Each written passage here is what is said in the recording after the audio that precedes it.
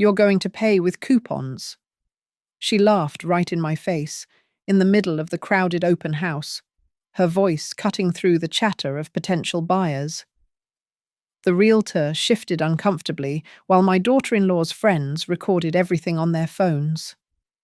I stayed silent for 3 months after that humiliation, collecting every tax document, every lien notice, every piece of paper that would lead to one single deed. They thought at 61 I was only good for babysitting. They were wrong.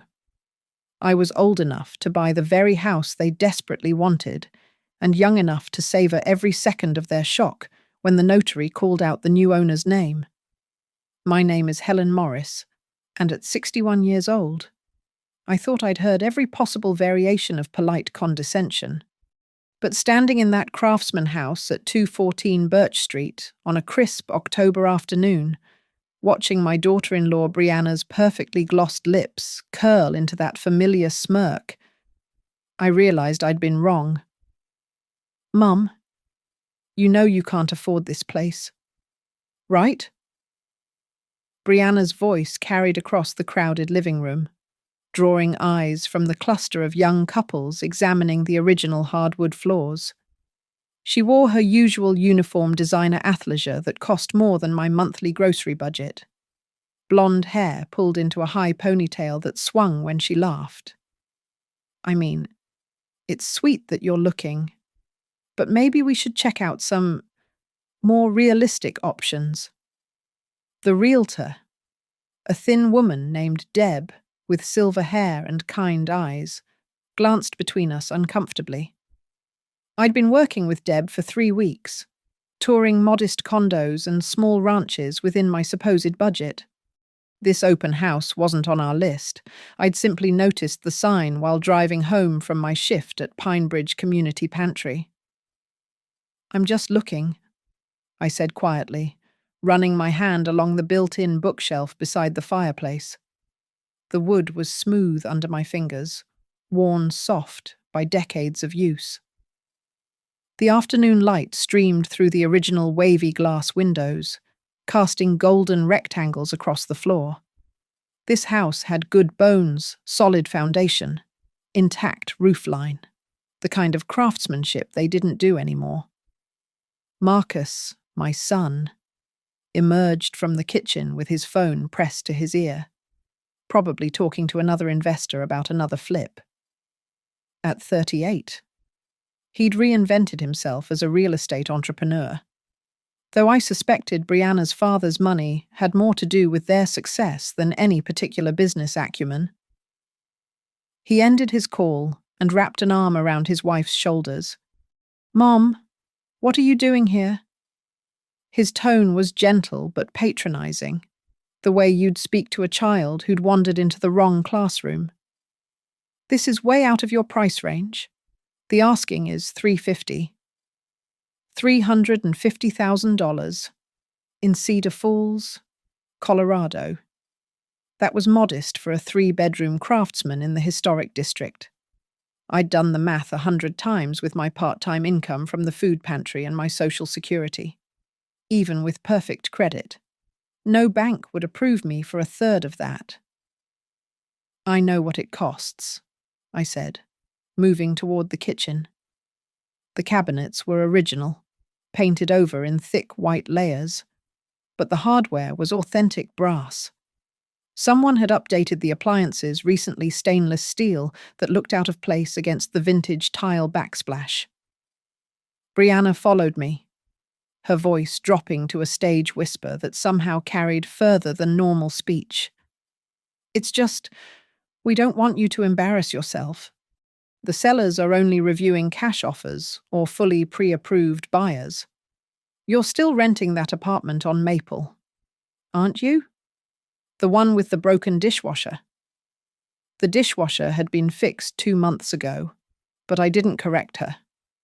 Instead, I opened the pantry door, checking the depth. Good storage space. The kind of pantry where you could keep a month's worth of groceries, where you could line the shelves with mason jars of homemade preserves. Not like the narrow cabinet in my rental that barely held a week's supplies. "We're actually putting in an offer," Marcus announced, pulling Brianna closer. "Our latest flip is under contract, so we'll have the cash by closing. This place needs work, but the location is perfect. We could probably clear 70, maybe 80,000 profit after renovations." I watched them survey the house with calculating eyes, already planning which walls to tear down, which features to destroy in favor of whatever was trending on Instagram. They'd paint everything grey and white, install fake shiplap, tear out these perfectly functional windows for vinyl replacements. Another piece of Cedar Falls history sanitized for quick profit. "That's wonderful," I said, meaning none of it. After 30 years of managing payroll at North Summit Logistics, I'd learned to keep my face neutral, my voice steady. Numbers didn't lie, unlike people. Numbers told stories if you knew how to read them, and I'd spent decades becoming fluent in their language. Brianna was live streaming now, phone held high as she narrated their plans to her followers. "Can you imagine my mother-in-law is here looking too? Isn't that adorable? But don't worry, we've got this one in the bag." I touched the original doorframe between the kitchen and dining room, feeling the small nicks and scratches that testified to years of family dinners, holiday gatherings, children racing through with sticky hands. At the closing when Harold died 5 years ago, I'd signed papers in a blur, handed over the keys to our house of 28 years to pay medical debts. Since then, I'd been invisible, the widow in the rental, the grandmother good for babysitting, the old woman who should be grateful for whatever scraps of attention came her way. "I should go," I said, pulling my cardigan tighter. But as I passed that built-in bookshelf one more time, my fingers found the brass plate on the bottom shelf. "Property of Cedar Falls Public Library, 1924. It read. Probably from when this had been the librarian's house. This place had history, had harbored knowledge and stories. Standing on the front porch, I looked back at the house number 214 and made myself a promise. If there was any legal way, any possible path, I would buy this house.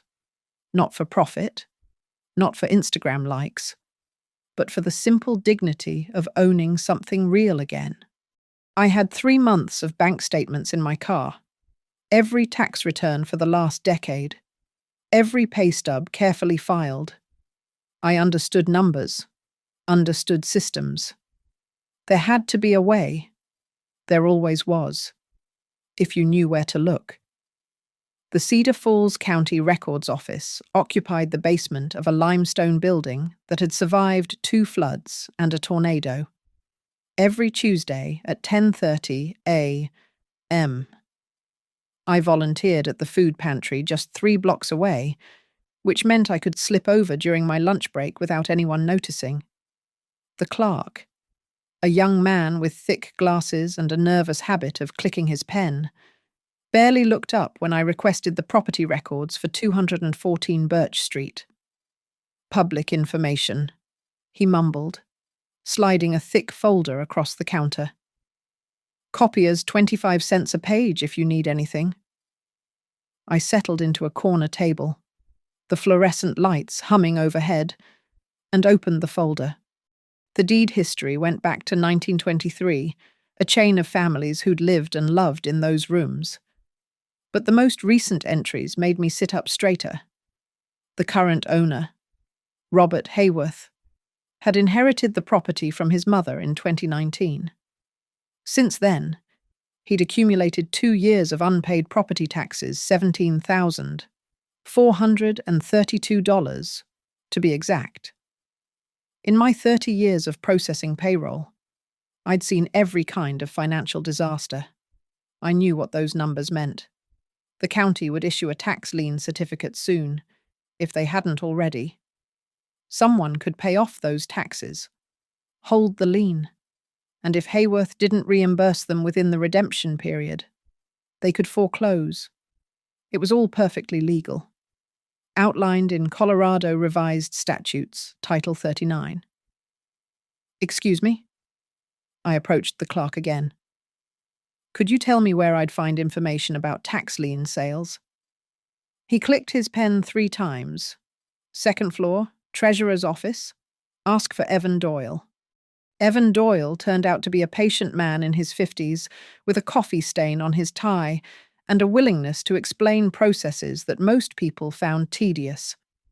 He pulled out forms, showed me timelines, walked me through the entire mechanism of tax lien certificates while I took careful notes in the small notebook I always carried.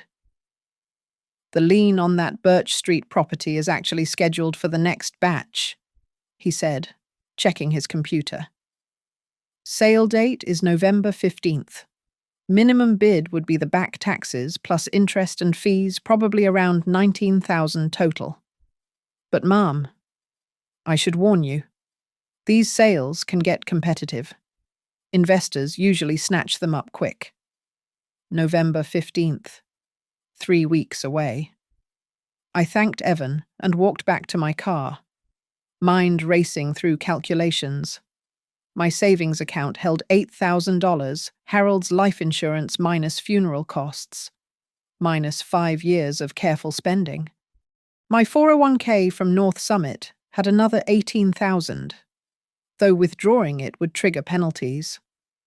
The 1998 Ford Crown Victoria I'd been driving since Harold died was worth maybe $3,000, according to Kelley Blue Book. That night, Marcus called while I was reviewing my bank statements at the kitchen table, papers spread across the peeling laminate surface. Mum, we need to talk about your future, he said without preamble. Brianna and I have been discussing it, and we think it's time you moved in with us. We're converting the space above the garage into an in-law suite. I set down my calculator. That's generous, but I'm fine where I am. You're 61, living alone in a rental. What happens when you can't work anymore? You could watch the kids while we're at property showings, help with meals. We'd manage your finances, make sure you're secure. Manage my finances. Like I hadn't managed payroll for a company with 200 employees, hadn't balanced budgets that ran into the millions.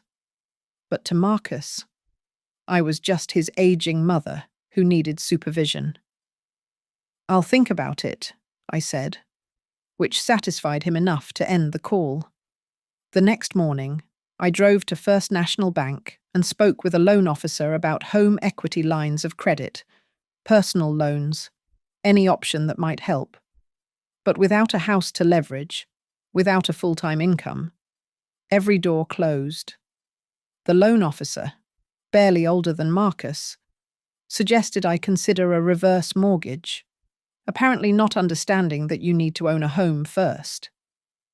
At the DMV, I transferred the title of the Crown Victoria to prepare for sale. The clerk asked if I was upgrading, and I just smiled. Let her think what she wanted.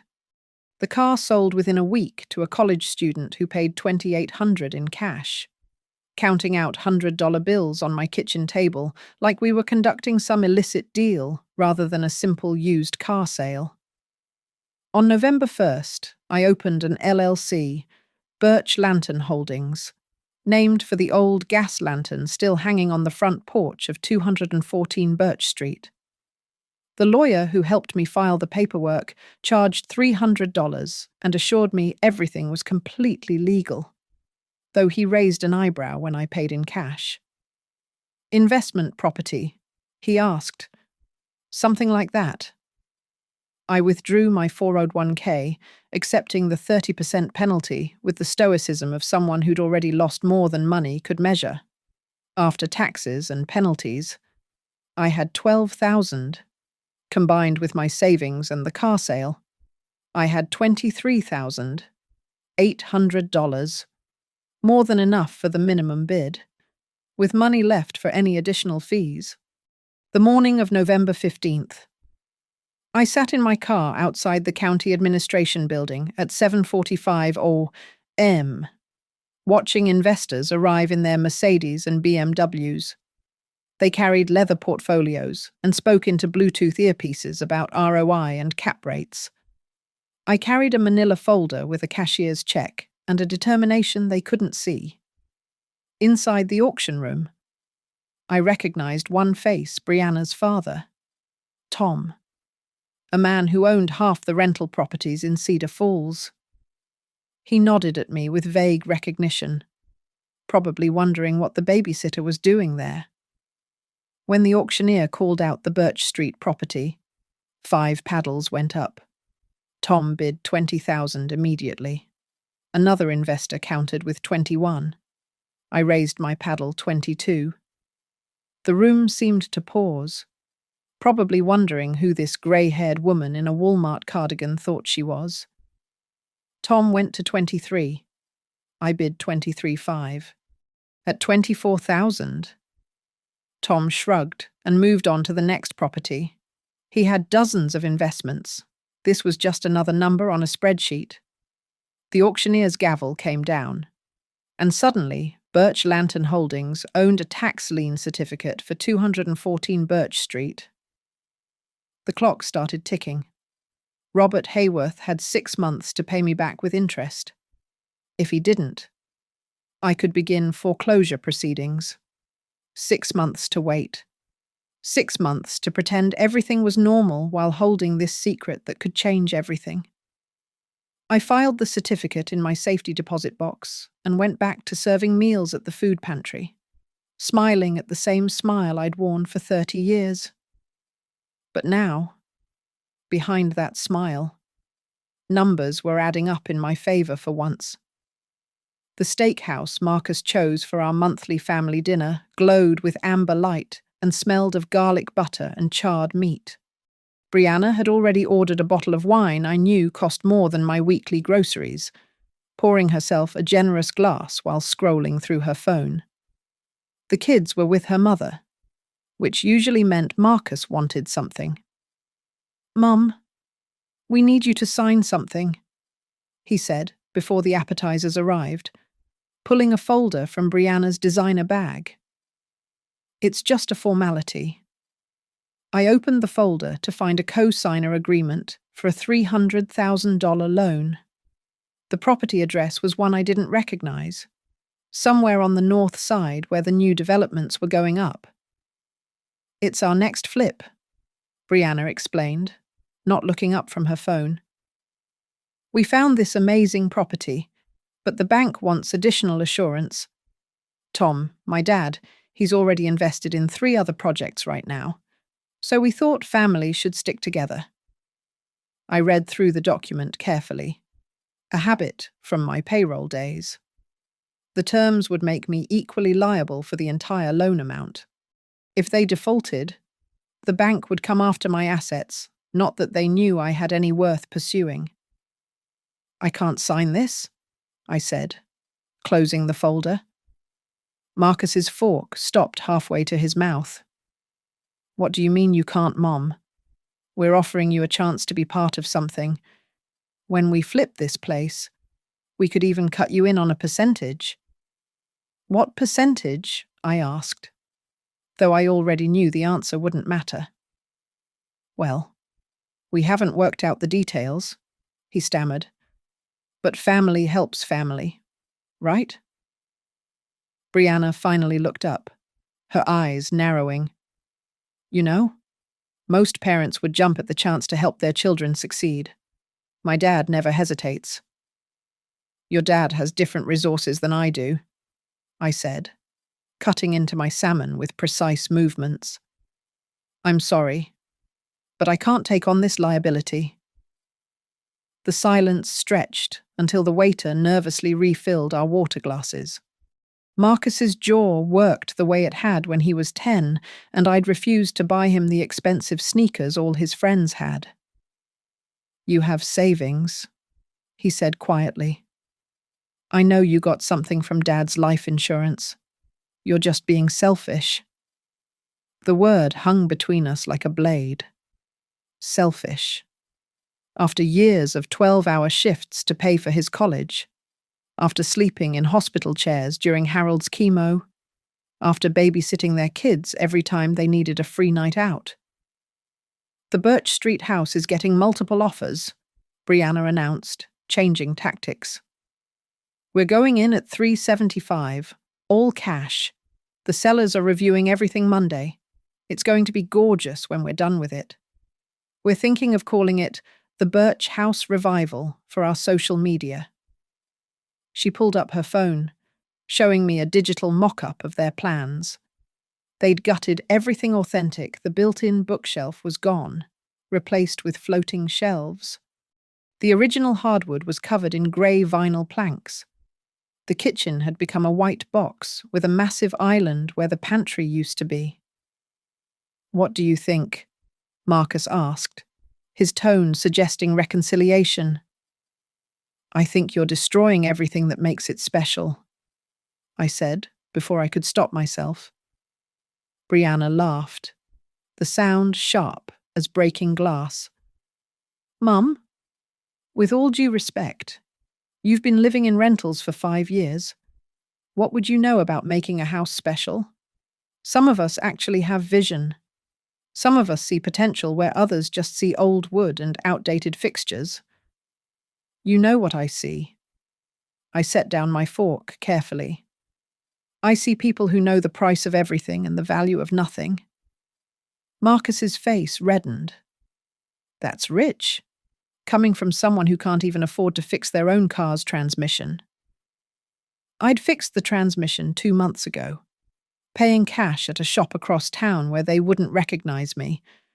But I let him believe what he wanted. In 3 more months, if Robert Hayworth didn't pay his tax debt, I could file for the treasurer's deed. I'd checked the records again yesterday, no payment posted. No indication Hayworth even knew about the lien. "We should get Mom one of those life alert buttons," Brianna said to Marcus, as if I wasn't sitting right there. "You know, for when she falls or something. My friend's mom just turned 60 and already had a hip issue." "I'm 61 and my hips are fine," I said. "For now." Brianna shrugged. "But really, you should think about that in-law suite we're building. It'll have its own entrance, so you'd have privacy, and we'd only need you to watch the kids maybe 4 nights a week. 5 tops." "I have a job," I reminded them. "That volunteer thing." Marcus waved dismissively. "Mum, that's not a real job. You hand out canned goods 2 days a week." It was 4 days a week, and I did more than hand out canned goods. I managed inventory, coordinated with local grocery stores for donations, trained new volunteers. But explaining that would be like explaining the Birch Street house's value to people who only saw dollar signs. The waiter brought the check, and Marcus paid with a black credit card, making sure I saw him add a $100 tip. "See, Mum, this is what success looks like. This could be you, if you'd just trust us with your savings." That night, I received an email from Evan Doyle at the Treasurer's office. "Mrs. Morris, following up on your lien certificate. No payment received from property owner as of today. Redemption period expires May 15th. Please contact our office then, if you wish to proceed with Treasurer's deed application." May 15th. I marked it on my calendar with a small red dot. Innocuous enough that anyone looking would think it was just another appointment. In my safety deposit box, the lien certificate sat next to Harold's wedding ring and the deed to the house we'd lost. Soon, there might be another deed there, one that no one could take away. Marcus texted me at 11:45 "Mum, think about the co-signing. It's for family." I texted back, "My answer is no."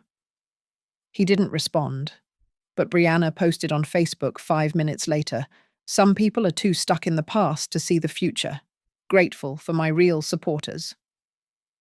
I smiled in the dark of my rental apartment, listening to the neighbours' TV through the thin walls. Let them think I was stuck, stubborn, selfish. In 3 months, they'd learn that sometimes the best revenge isn't served cold. It's served with proper documentation and a clear chain of title. The numbers were adding up perfectly, just as they always did when you paid attention to the real value of things. The countdown to May 15th became my private rhythm. Each morning at 5:30 a.m., I checked the county records online, looking for any sign that Robert Hayworth had paid his debt. Nothing. The days ticked by with the certainty of compound interest. On May 16th, I was standing outside the treasurer's office when Evan Doyle unlocked the door at 8 sharp. "Eager this morning, Mrs. Morris," he said, holding the door open. "I had a feeling I'd see you today." The application for a treasurer's deed was 12 pages long. I'd already filled out my copy in triplicate, every line completed in my careful handwriting. Evan reviewed it with the methodical attention of someone who'd seen too many deals fall apart on technicalities. "There's a mechanic's lien here," he noted, pointing to a line on his computer screen. "Frontier Plumbing, filed last year for $3,200. You'll need to clear that before we can issue the deed." I'd expected this. "I'll handle it today." Frontier Plumbing operated out of a converted garage on the south side.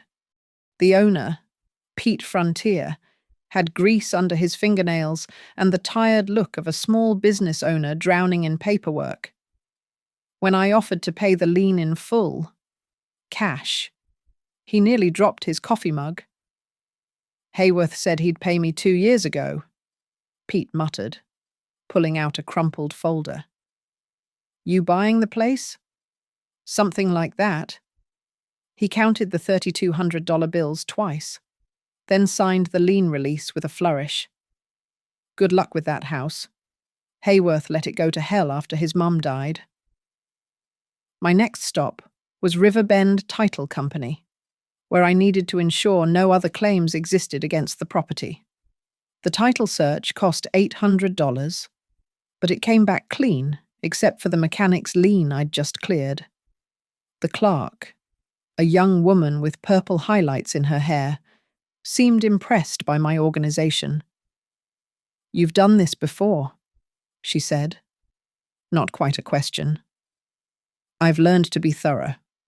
Meanwhile, Brianna's social media documented their ongoing pursuit of 214 Birch Street. "Seller is being so difficult," she posted on Instagram, along with a video of her walking through the house. "But we're not giving up. This beauty will be ours." Real estate, flip life, Birch House revival. In the video, I could see the wall where someone had penciled children's heights over the years, probably Hayworth and his siblings. Brianna was pointing at it, laughing about how they demo that entire wall to create an open-concept living space. Marcus called that afternoon while I was organizing donated goods at the food pantry. "Mum, I need you to watch the kids this weekend.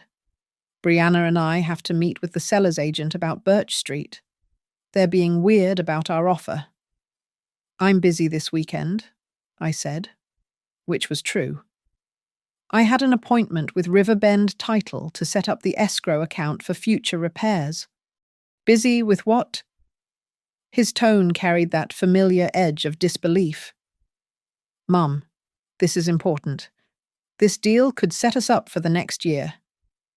I said I'm busy. He hung up without saying goodbye. 10 minutes later, Brianna texted, "Really disappointed in your priorities. We're family." On May 22nd, Evan Doyle called with good news. "The treasurer's deed is ready for recording. You'll need to come in tomorrow at 9 a.m. to sign the final documents. Bring a cashier's check for the recording fees, $450.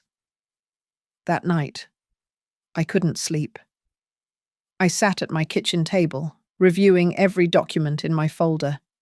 The lien certificate, the redemption notices, the title search, the mechanic's lien release. Everything was in order. But I checked again, then once more. In 30 years of managing payroll, I'd learned that the difference between success and disaster often came down to a single decimal point. The next morning, I wore my best blazer, the navy one I'd bought for Harold's funeral.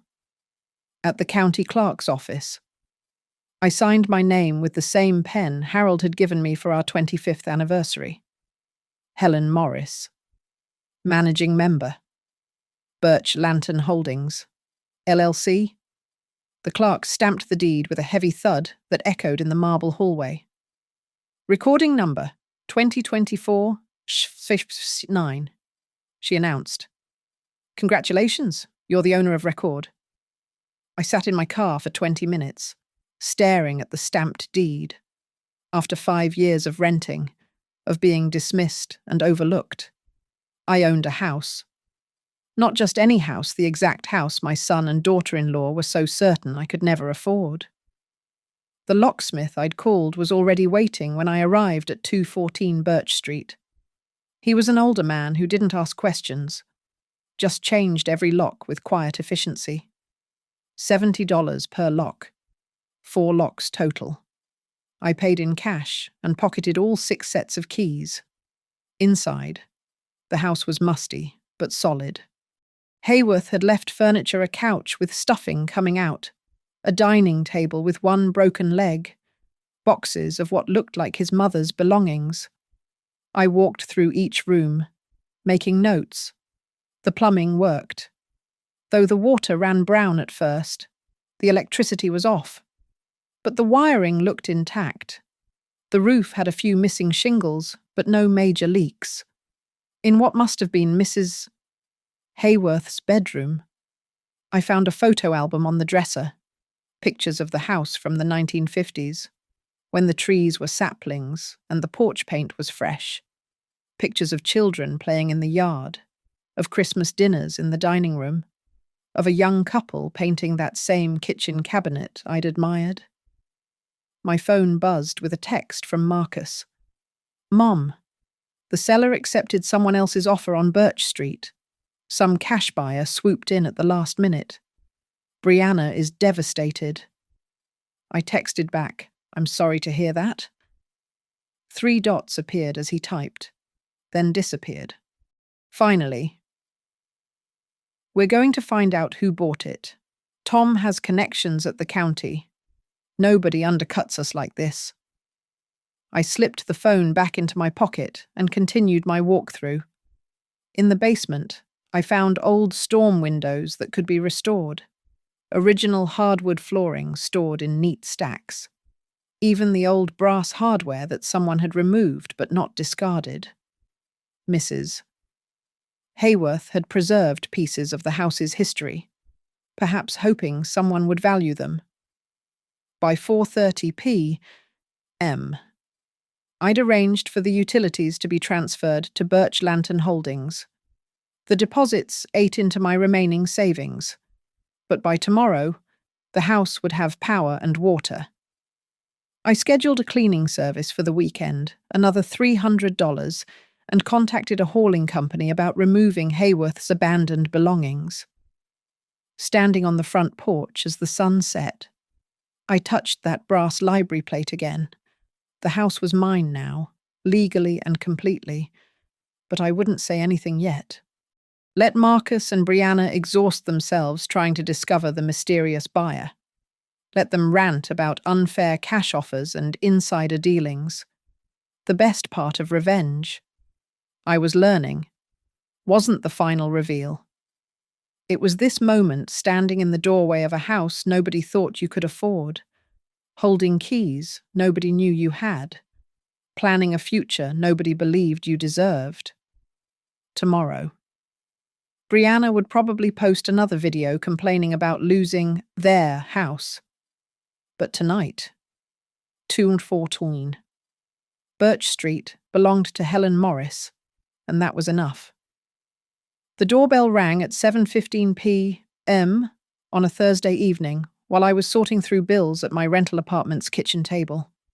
Through the peephole, I saw Marcus and Brianna standing in the dim hallway light, their faces set in determination. Behind them, I could make out the shapes of two small suitcases. I opened the door halfway. "This is unexpected. Mom, we need your help," Marcus said, his voice carrying that tone of assumed agreement I'd heard so many times before. "Just for a few weeks." Brianna pushed past me, wheeling the suitcases into my small living room. "The contractors started work on our house 2 days early. The dust is terrible for the kids' allergies. We're staying at the Marriott, but the kids need stability." That's when I noticed Emma and Jake standing in the hallway. Emma clutching her stuffed rabbit, Jake with his Nintendo Switch. My grandchildren, 7 and 5, both looking confused. "You're dropping the kids here without asking—" "Mum, please." Marcus's jaw tightened. "We're family. This is what families do. Besides, you're home all day anyway." "I work 4 days a week," I reminded him. "At that volunteer thing." Brianna dismissed, already unpacking the children's bags onto my couch. "You can take a few days off, or bring them with you. They can learn about charity." Emma looked up at me with Harold's eyes, that same warm brown that could melt any resolve.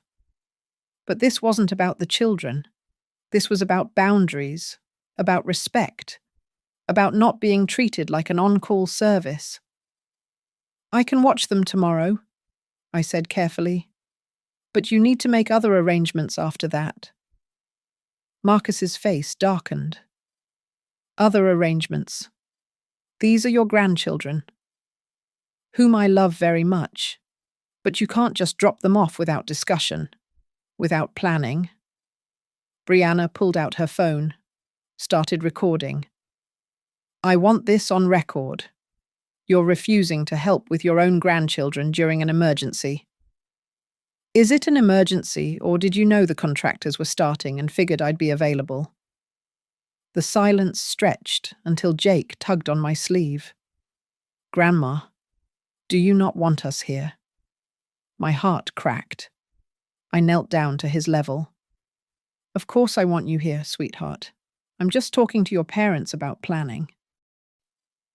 "Unbelievable," Brianna muttered, stopping the recording. "My parents would never." "Your parents have a guest house and a full-time nanny." I interrupted. "I have a 1-bedroom apartment and a job." Marcus stepped forward. "If you won't help us now, don't expect help when you need it.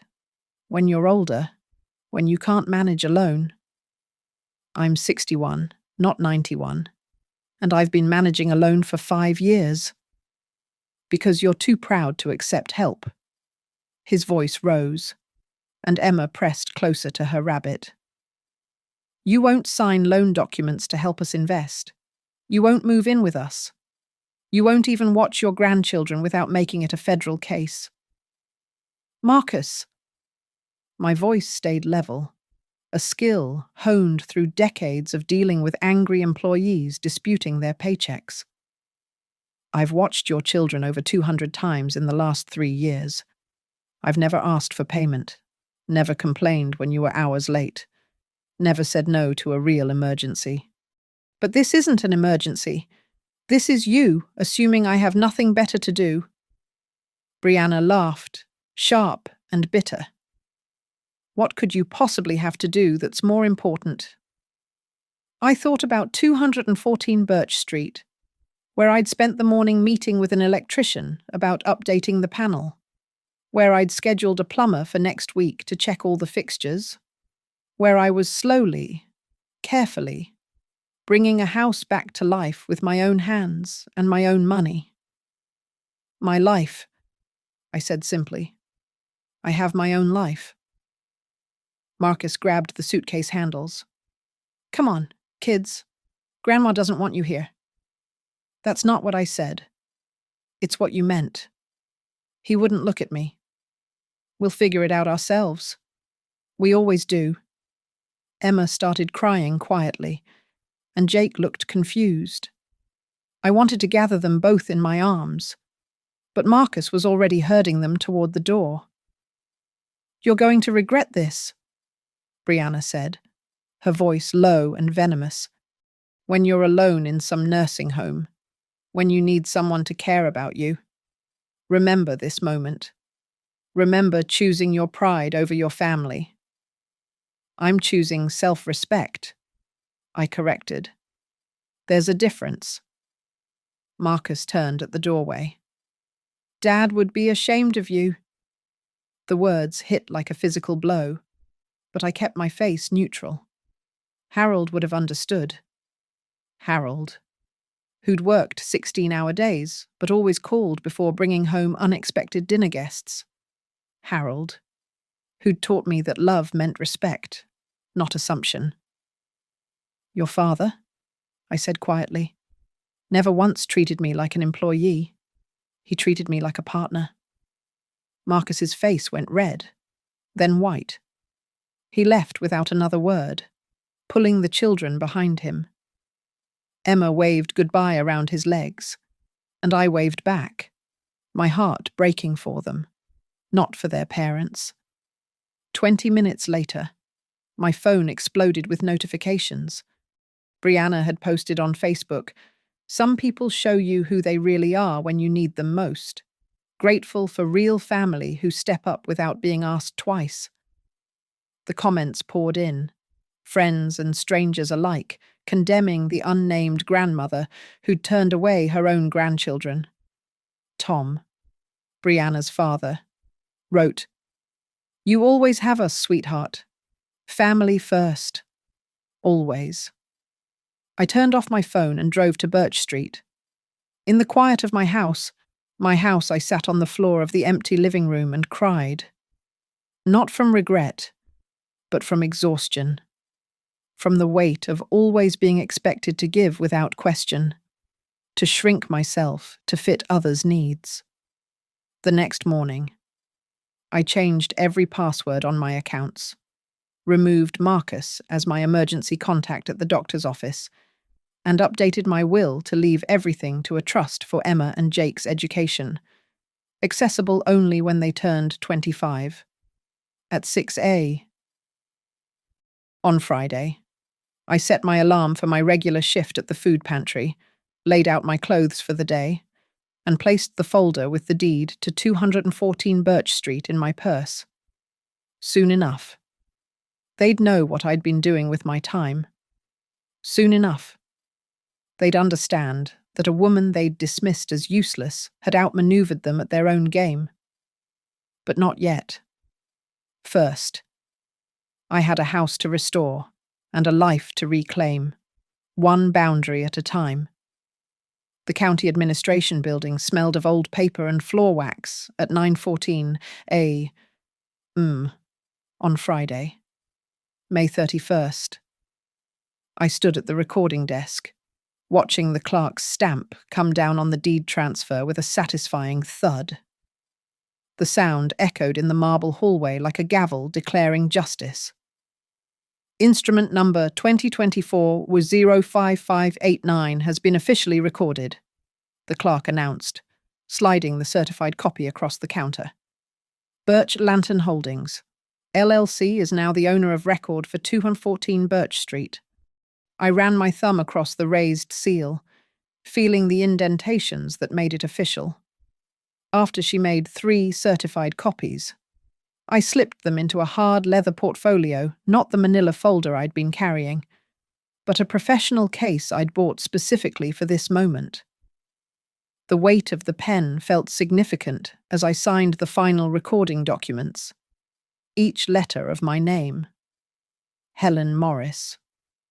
Managing member was deliberate, unhurried. 30 years of signing payroll authorizations had steadied my hand for this moment.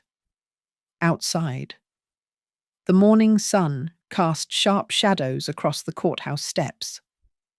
I sat on a bench and called Tom's locksmith, not the one I'd used initially, but the commercial service that handled all of Brianna's father's properties. Changed your locks at Birch Street about an hour ago. The locksmith confirmed when I identified myself as the new owner. As requested, all 6 sets of keys are in the lockbox you specified. New Grade 1 deadbolts, pick-resistant cylinders, the works. Invoice: $480, paid by company check from Birch Lantern Holdings. Receipts in your email. Perfect. Every transaction documented. Every receipt filed. I'd learned from processing expenses for executives the paper trail was everything. At 10:45 a. I met with Riverbend Title Company one final time. The title insurance agent, Patricia, had handled thousands of property transfers, but she seemed genuinely pleased as she handed me the final paperwork. Clean title, all liens cleared, insurance policy active, she said. You did this textbook perfect, Mrs. Morris. Not many individual buyers are this thorough. I've had good teachers, I said, thinking of all the contracts I'd reviewed over the years, all the documents that had crossed my desk. Meanwhile, across town, Brianna was broadcasting her disappointment to anyone who'd listen. Her Instagram story showed her standing in front of 214 Birch Street with a caption, "Still can't believe we lost this beauty to some mysterious cash buyer. But karma has a way of working things out. Birch House revival. Coming soon." In the video, she actually tried the front door, rattling the handle when it didn't open.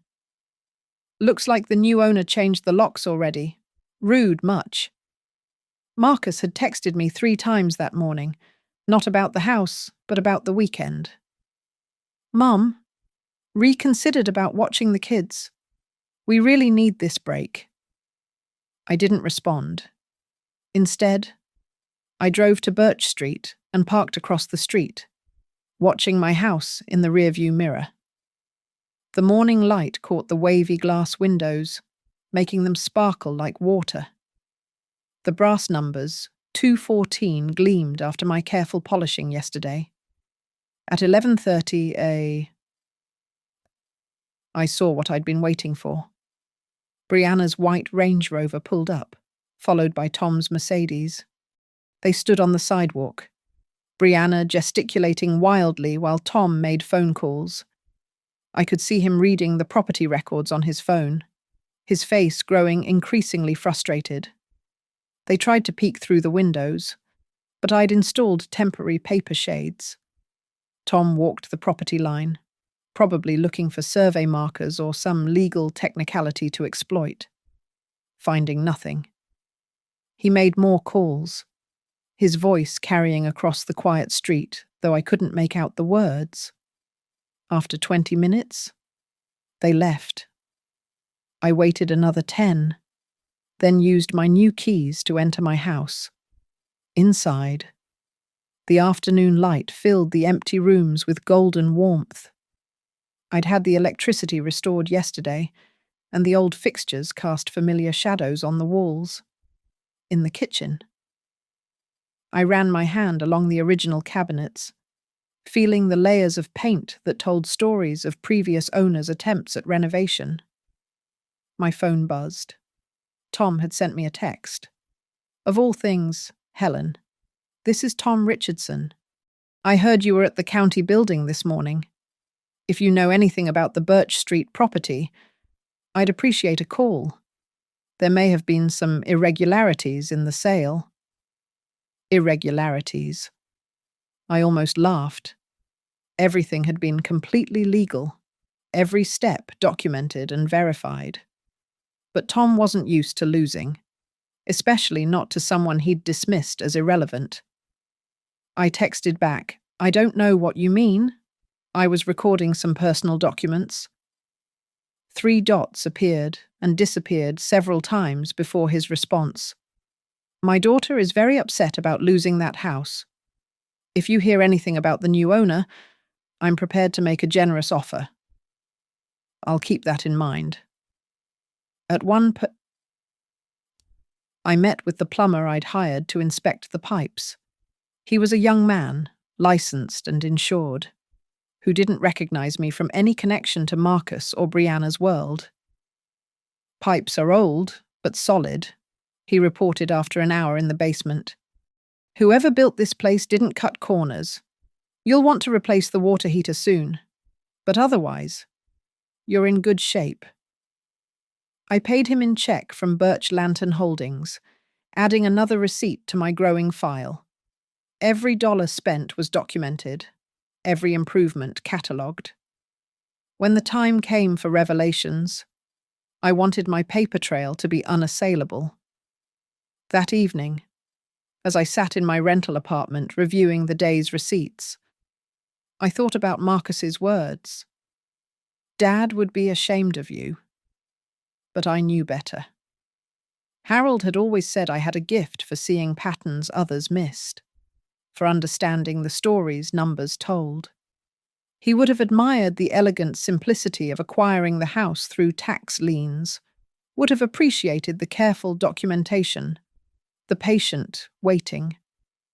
My phone showed 17 missed calls from Marcus, 12 from Brianna, and 3 from Tom. There were also 43 comments on Brianna's latest post about the stolen house, most offering sympathy for their loss, some suggesting legal action against the unknown buyer. If they only knew the buyer was sitting in a one-bedroom rental, wearing a 10-year-old sweater, organizing receipts with the same methodical care she'd once applied to million-dollar payrolls. I set my alarm for 6 a.m., planning to meet the electrician at Birch Street at 7. There was work to do, systems to update, a house to restore properly, not for profit, but for the simple satisfaction of doing something right.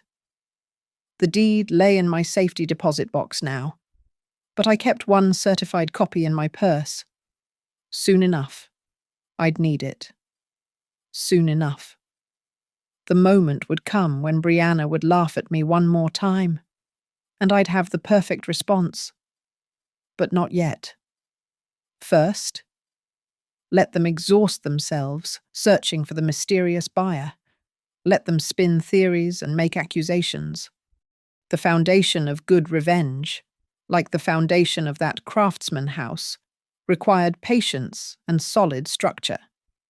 Everything else would fall into place at exactly the right moment. The afternoon sun slanted through the original windows of 214 Birch Street, casting long shadows across the hardwood floors I'd spent the morning polishing. It was Saturday, June 8th, and Brianna had scheduled what she called a final walkthrough at 2 p.m. Convinced she could still somehow acquire the house through sheer determination. I heard them before I saw them. Brianna's laugh carrying across the lawn, followed by the chatter of at least 6 other voices. Through the paper shades. I watched her arrive with what looked like a film crew, 2 friends holding phones, someone with a ring light, and Marcus carrying camera equipment. "This is it. Everyone," Brianna announced to her phone, live streaming as she approached the front door. "The house that got away. But we're not giving up. Today, we're going to make the new owner an offer they can't refuse." She tried the doorknob, found it locked, and laughed. "Okay. So they're not home? But look at this porch. Can you imagine the content we could create here?" I stepped out from the kitchen doorway where I'd been waiting. "Can I help you?" The group turned in unison. Brianna's smile flickered with confusion, then settled into condescension. "Mum, what are you doing here?" I could ask you the same thing. Marcus stepped forward, camera still rolling. We're documenting our journey to acquire this property. The new owner has been impossible to reach. Maybe they don't want to be reached, I suggested, moving to stand by the built-in bookshelf. Brianna laughed. That bright, cutting sound that had haunted me for years. Oh, Mum, you wouldn't understand. This is business. Real estate. Big money moves. She turned to her audience. My mother-in-law thinks we should just give up. Can you imagine? That's probably why she's still renting. Actually, I said, pulling the leather portfolio from where I'd placed it on the mantel. I'm not renting anymore. You got an apartment? Marcus asked, distracted, adjusting his camera angle to catch the afternoon light. No, I got a house. Brianna rolled her eyes, still performing for her phone. Where in that retirement community on Elm? That's not really ownership. Mum, that's like assisted living. I opened the portfolio and removed the deed. Certified copy number 1, the seal catching the light. I bought this house. The silence lasted exactly 3 seconds before Brianna laughed again. Harder this time. Right. You bought this house. Mum, you can't even afford to fix your car. How would you buy a $350,000 house? $350,000 was the asking price, I corrected, unfolding the deed slowly, deliberately. I paid $24,000. Marcus lowered his camera. That's impossible. Tax lien sale, completely legal. Would you like to see the documentation? I spread the papers across the built-in shelf surface, the lien certificate, the treasurer's deed, the recording receipt from yesterday morning. Each document time-stamped, sealed, official. Brianna grabbed the deed, her manicured nails crinkling the edges. This is fake. This has to be fake. Call the county, I suggested, pulling out my phone to show them the website. Property records are public. Look up 214 Birch Street. Owner Birch Lantern Holdings. LLC. Managing member Helen Morris. Tom must have been waiting in the car, because he appeared in the doorway, phone pressed to his ear. I need you to verify a deed recording, he was saying to someone.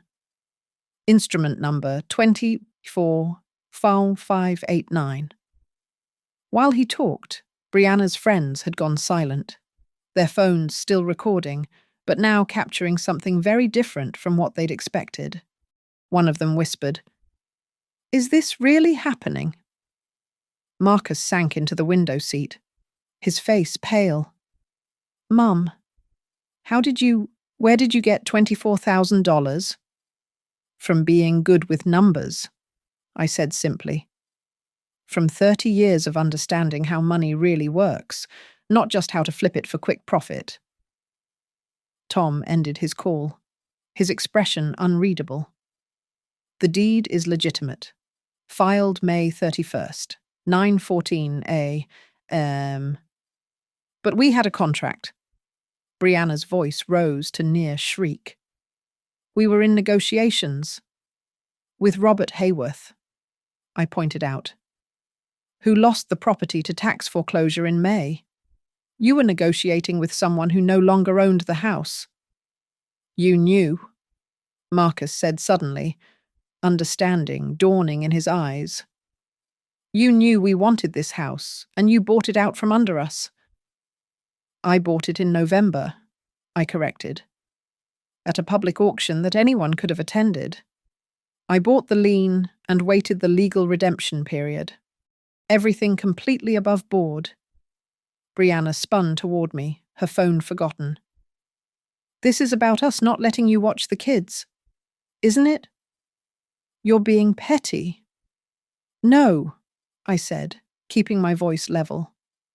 This is about you laughing at me, standing right here, in front of strangers, and saying I couldn't afford this house, that I should know better than to dream, that I was too old, too poor, too irrelevant to even look at something you wanted. I picked up the locksmith's receipt. This is about Marcus telling me I'm selfish for not co-signing loans I can't afford. About being told my job isn't real. My life isn't important. My boundaries aren't valid. Tom stepped forward, his business face on. Helen, let's be reasonable. I'll offer you $50,000 profit right now. Cash. You'll make double your investment in 6 months. The house isn't for sale. $75,000 profit. No. Mom. Marcus stood, his voice pleading.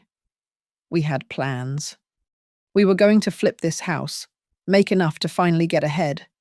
You're destroying our dreams.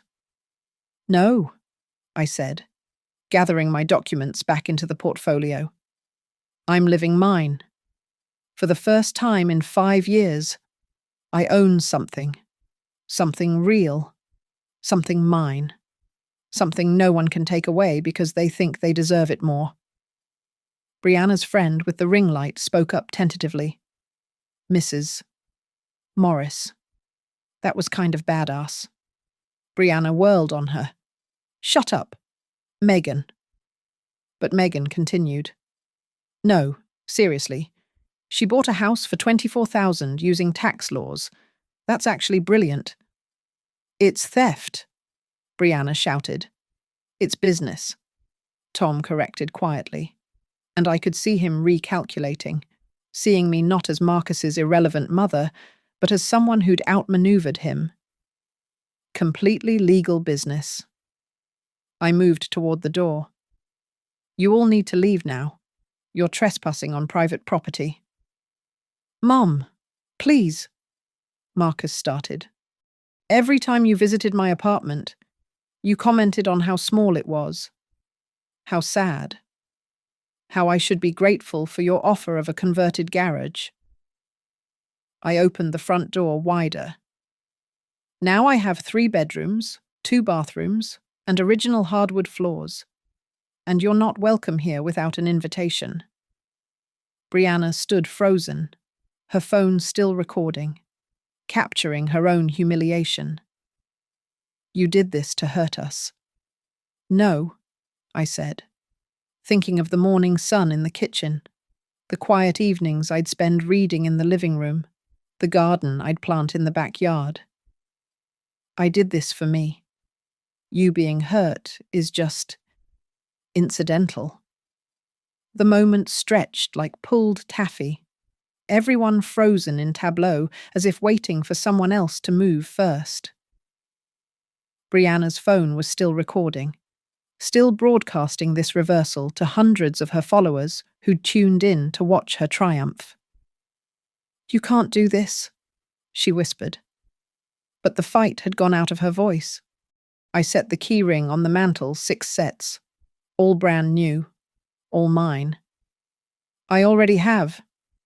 Tom cleared his throat, his business instincts finally overriding family loyalty. The deed is legal, Brianna. There's nothing we can do. But Daddy, it's over. He turned to me with something that might have been respect. Well played. Helen. Marcus hadn't moved from the window seat, staring at the papers as if they might rearrange themselves into a different reality. All those times you said you couldn't help us, you had the money.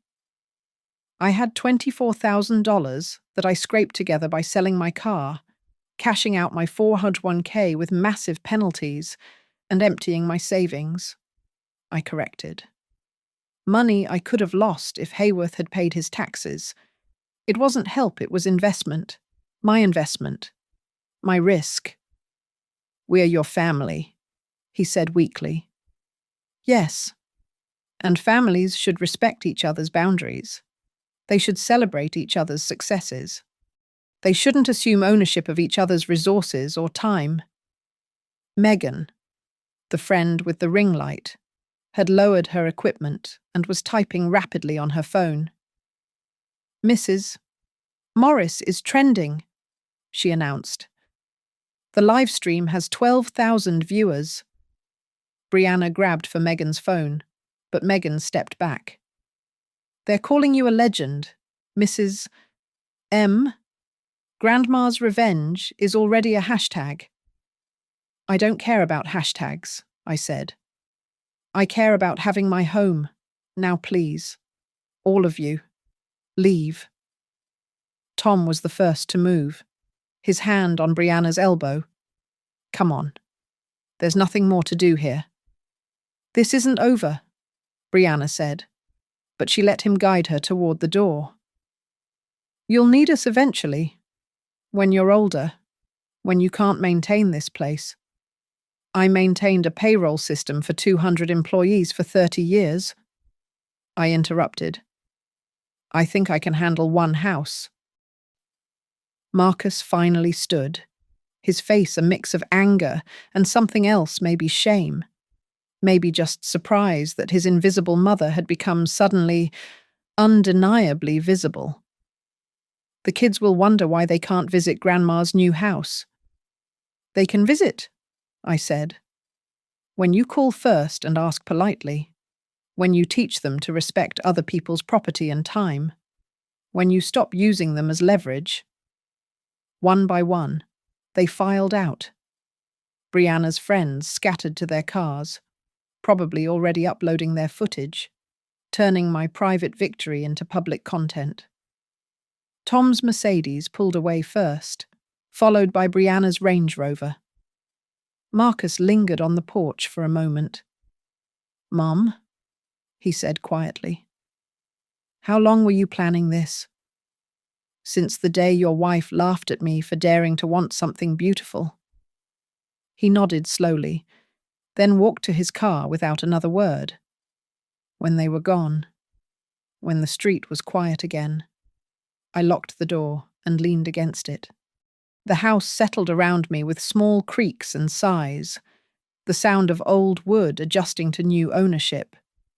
Through the windows, afternoon sun painted rectangles of light on the floors I'd polished myself. I walked through each room slowly, running my hands along the walls, touching the doorframes, claiming each space with my presence. In the kitchen, I opened the cabinets, empty but clean, waiting to hold my grandmother's dishes that had been in storage for 5 years. The pantry would hold real food again, not the careful portions of someone afraid to take up too much space. In what would be my bedroom, I found a single thing Hayworth had left behind, a small brass hook on the back of the door, probably for a robe. I hung my cardigan on it, the navy one from Harold's funeral that Brianna always said made me look elderly. In this house, in my house, it looked just right. I pulled out my phone to find hundreds of notifications. The live stream had been screenshot, shared, dissected. Strangers were calling me everything from a queen to a bitter old woman. But their opinions mattered less than the text from Emma. "My granddaughter, Grandma. Mum is crying, but I think you're cool." I texted back, "Want to help me paint your room here? You can pick the color." Her response was immediate. "Really? Really? Ask your dad to bring you next Saturday at 10 just you." The last message I read was from Tom. "I underestimated you. Won't happen again." No, it wouldn't. Because I was done being underestimated. Done being invisible. Done shrinking myself to fit into spaces others designated for me. I made one final walk through the house as the sun set, checking locks, testing lights, memorizing the way shadows fell across my floors. In the living room, I sat on the window seat Marcus had vacated and pulled out the original deed from my portfolio. Birch Lantern Holdings, LLC, Helen Morris. managing member and sole proprietor of her own life. Tomorrow, I'd start painting the kitchen, not grey, not white, but a warm yellow like morning sunshine. I'd restore the built-in bookshelf with lemon oil. I'd plant tomatoes in the backyard, the kind Harold used to grow. I'd live here, fully and completely, without apology or explanation. But tonight, I simply sat in my empty house, my deed in my hands, and smiled. They'd all said I couldn't afford it, that I should stick to my station, know my place, accept my limitations. They'd laughed at the idea of Helen Morris owning something beautiful. I held up the deed to catch the last of the light. The official seal gleamed gold, the signatures bold and legal, the property description precise down to the lot number. "Who's laughing now?" I whispered to the empty room. The house seemed to sigh in response, settling into its foundations with the satisfied sound of something finally, rightfully, coming home. I was home, after 5 years of renting, of being dismissed and diminished. I was home in a house nobody thought I deserved, bought with money nobody knew I had, using knowledge nobody believed I possessed. And if that wasn't the best revenge, I didn't know what was the end. Thank you so much for listening to Helen's story of sweet revenge and personal triumph. I'd love to know where you're listening from. Drop a comment below and let's connect if this story resonated with you. Please consider subscribing to the channel and sharing your thoughts. Did Helen go too far? Or did Brianna and Marcus get exactly what they deserved? Let me know what you think.